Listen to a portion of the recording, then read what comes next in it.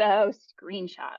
What a screenshot is, like a picture that's taken by a device. You can do them on your phone, you can do them on a tablet, that shows what's on the screen at that current moment. So it's like you're taking a picture of your screen. They're a quick, easy way to capture information on your phone, especially if it's information that you think you may have trouble finding in the future. So let's say I see something that was posted on social media, but it's not somebody I follow, but I want to remember that there's going to be this event on this particular date. I can take a screenshot of it and then I have it in my photos and I can go back and look at it. If there's something that you see on your phone that you don't understand and you want to share it with someone, let's say you get a scam text or something and you want to show it to me and say, do you think this is a scam? You could take a screenshot and then share it with me. Just a couple different things you can use it for. I use them a lot. They're a quick way to capture the information on your phone when you might not want to do something like favorite something or like it or something like that. I have a bunch of screenshots on my phone.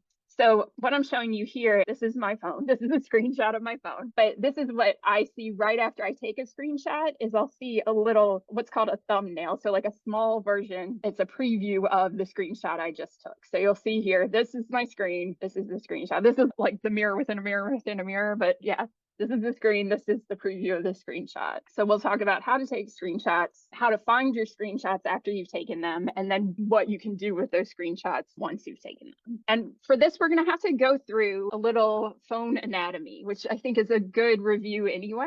So talking about the buttons on your phone and what they do. Also, too, I'm going to have to get specific about different versions of phones because iPhones are different than Androids. Some of the old iPhones are different than the new ones. Just keep an eye out for the kind of phone that you have, and you'll be able to tell by the way the buttons are set up when we talk about this. So we're going to talk about iPhones first, and then we'll move on to Android. So let's talk about iPhone anatomy. On the newer iPhones from Model 8 and later, so about 2017 and later, there should be a setup that looks something like this on your iPhone. If you have a very new iPhone, you might have additional buttons, but you'll also have these buttons. And what these are, the one up here on the top left is the action button. So you can set that up to do particular actions. We're not going to mess with that much today, but just so you know what it is. You can set it up in your phone so that'll turn your flashlight on or that'll open a certain app. These are the volume up and down buttons. You're probably familiar with those if you ever use audio on your phone.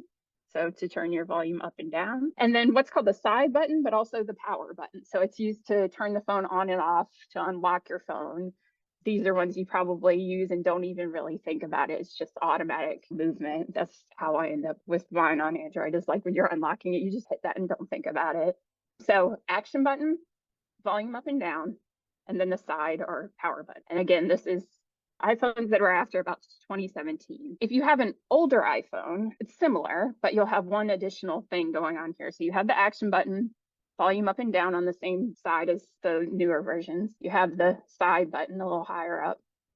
But then you also have the home button. And what the home button was for in older iPhones was to unlock your phone or to use it for Touch ID for things like paying with your credit card if you'd set that up on your phone. So it could take your thumbprint. So if you have an older iPhone, that's important to know because the home button is going to be helpful for when you take screenshots. So to take a screenshot on a newer iPhone, what you're going to do is press simultaneously at the same time, you're going to press the side power button and the volume up button. You're going to do it like quickly and release it quickly. You might have to practice this a couple of times if you're not used to taking screenshots. That's totally cool. You're not going to mess anything up. Sometimes you'll hit like one of the buttons before the other one, so it'll do whatever that button does instead. The worst thing you can do is turn your volume up or bring up a screen that says, do you want to shut down your phone, and just say no.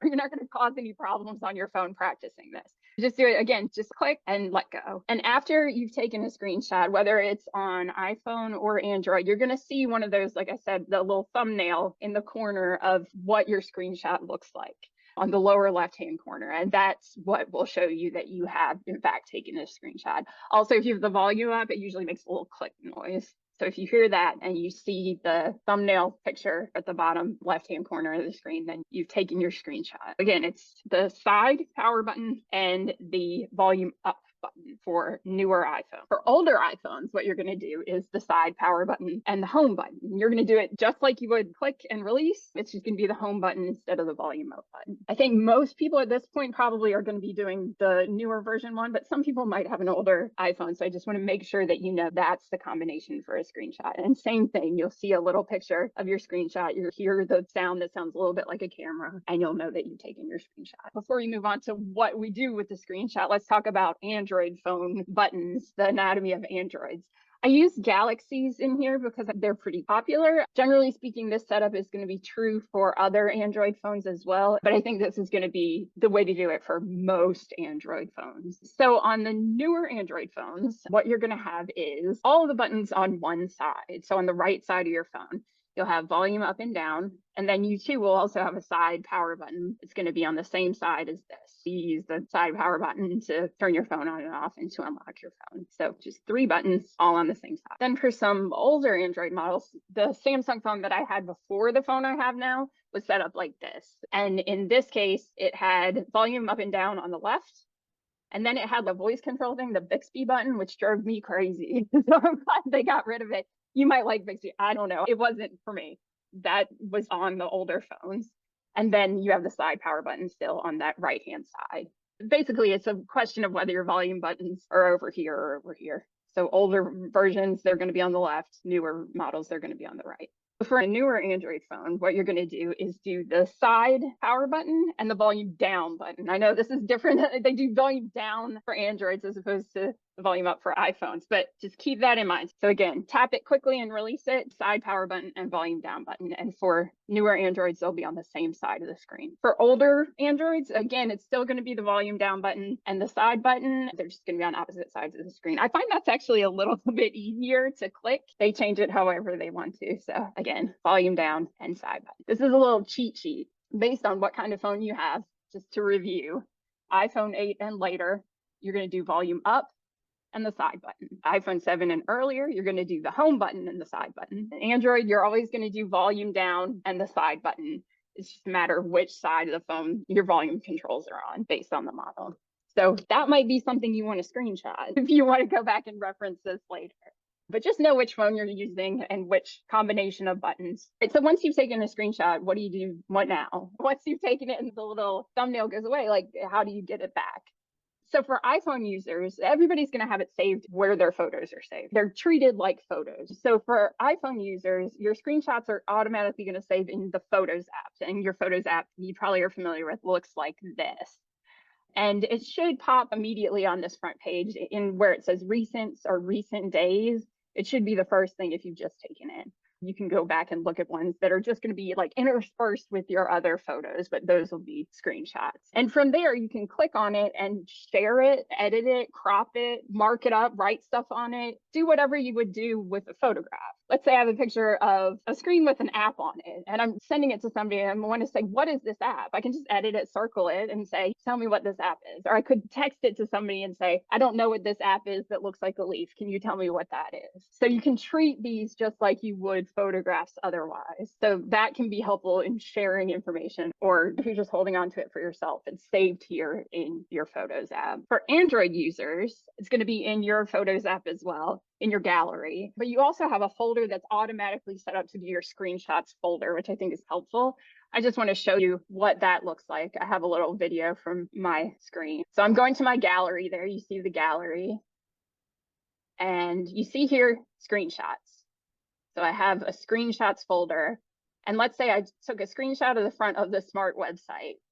So that's what that is. I just opened that screenshot, and down here at the bottom, you'll see all the same tools that I would have if this was just a regular picture that I'd taken of somebody out in the world.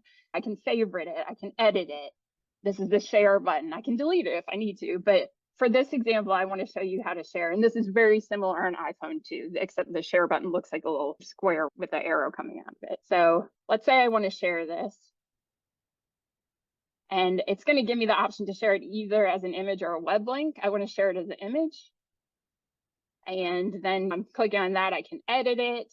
I can do any of these things. On share, it'll give you the option to share it by text, on Facebook, wherever you want to share it, whichever apps are like social media apps, you can do it through any of those things. You can email it to somebody. That's what you can then do with these screenshots once you've taken them. Another thing I wanted to point out here too, when you see this where it says to share it as an image or a web link, if you take a screenshot of a website, it should include a web link as part of that screenshot too. So it should have the option to link to it as well. So if we go back here, like you see, it says go to website. Because this was a picture of a website, it embeds the link in there. So that's helpful too. So if you wanted to go back to the website, that's a way to keep track of different sites that you might have seen, and you can just go back and click on it if you need to go back and look at it again. That's helpful too. So that's screenshots. I wanted to add a bonus lesson, and this might sound silly, but it's not. I want to make sure everybody knows how to turn off your phone. Honestly, when I switched from my old phone to my new phone, I had trouble with it because they changed the way the buttons work. So don't be embarrassed if you don't know how to turn off your phone. I hardly ever do. So it's a good reminder of how to do it. But I just wanted to make sure everybody knows how to do this because it involves the buttons on your phone too, or it can. And there's multiple ways to do it, but this is the short way to do it with buttons. And again, we're going to be talking about different versions of different phones. So for newer iPhones, the difference in this one between this and screenshotting is you're going to hold these buttons down. So for newer iPhones, you're going to press and hold the side power button and either of the volume buttons. It doesn't matter which one, just something on that volume bar. And you're going to hold them down until the screen comes up and says power off. And then you're going to say power off. And so you can turn your phone on the same way as well. But just remember either volume button and the side button for newer iPhones. For older iPhones, it's just that side button. So you hit that button, hold it down, and you'll get a screen that gives you the option to power off. I thought this was important too because of talking about potentially turning your phone off if you're traveling, if you're going through customs, just so you know how to do it easily and quickly. For a newer Android phone, this is funny because it's just like taking a screenshot, except you're holding the buttons down the whole time. You're holding the buttons down until the screen comes up and gives you the option to power off. So down button and side power button, just hold them both down until it gives you the prompt to power off. It also gives you the prompt to restart. You can choose what you want to do there. You can make an emergency call from that screen if you need to. I think you can even pull up medical information from that screen, but it'll give you the option. One of the options is to power off. And if you're turning your phone off, that's what you want. And then on an older Android phone, similar to the way the older iPhones were, you're just going to hold down that side button until you see the option to power off. So for newer phones, it's a 2-button combination. For older phones, it tends to just be that side button that you hold down. That's what got me confused when I got a new phone. I went and held down the side button to turn it off, and it turned on Google AI stuff. It's like now it's a voice prompt. So just be aware that as you switch phones, that can change. Again, I have a newer Android. So the first thing, you need to make sure that your phone is unlocked before you try and take a screenshot. It won't let you take a screenshot when it's locked just for security reasons or whatever. So this is my phone, newer Android. Here, get it in focus. So what I'm going to do here, you see my fingers on the side over here. So for me, it is volume down and the side button. Pull it back a little there. And I'm going to go click. And then in the bottom corner, you'll see the small version of that screenshot. Let me do it one more time. All right, let me put it on a website. Let's put it on Smart's website. So here's the Smart website. Ooh, got a glare. And then I want to take a picture of this. I'm going to hit these 2 buttons at the same time. Again, it's going to do fast and release like that. And see the small one, the small thumbnail in the corner. Also, another thing I wanted to mention too is when you see that small thumbnail in the corner, if you go ahead and tap it in that 2 seconds that it's sitting there, it'll bring you up to where it is in your gallery, and you can do all those edits to it from there. So if you want to just do something to it immediately after you've taken it, just tap on that little thumbnail of it and it'll take you to the place where you can edit it. And then I want to show you too, while we're at it, let me show you shutting down. So again, since I have an Android, my process for shutting down is going to be the exact same 2 buttons, but I'm going to hold them down. So I'm holding them down there, and then see, it gives me the option to turn it off. It's right there. But that's for a newer Android. Depending on what kind of phone you have and what button combination, it'll be a real similar process, whether you're taking a screenshot or turning your phone off. So practice, that's your very low pressure homework. Practice taking screenshots on your phone and see what you can do with them. Get to the point where you can feel comfortable taking them. And hopefully, this will be helpful to you and you can use these things to have at least quick references to information that you see on your phone and want to save for later.